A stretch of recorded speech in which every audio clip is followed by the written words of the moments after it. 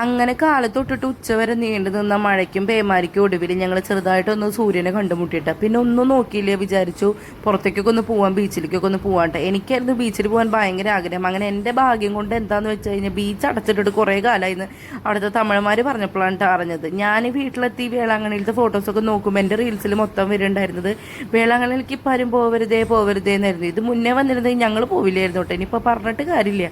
അങ്ങനെ അടുത്ത പേമാരി വരണേക്കാട്ടിലും മുന്നേ നമ്മൾ ഫുഡ് അടിച്ചിട്ട് നേരെ റൂമിലേക്ക് പോകാന്നുള്ള പ്ലാനോട് കൂടിയിട്ട് മാങ്ങയിൽ നിന്ന് തുടങ്ങിയിട്ടാണ്.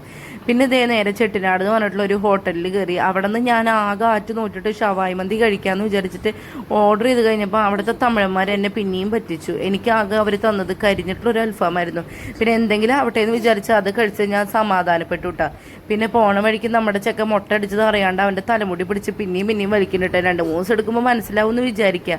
അങ്ങനെ ഞങ്ങൾ അടുത്ത മഴയ്ക്ക് മുന്നേ വേഗം റൂമിലെത്തിയിട്ട്. അപ്പം ഇന്നത്തെ വീഡിയോ അത്രേ ഉള്ളൂ.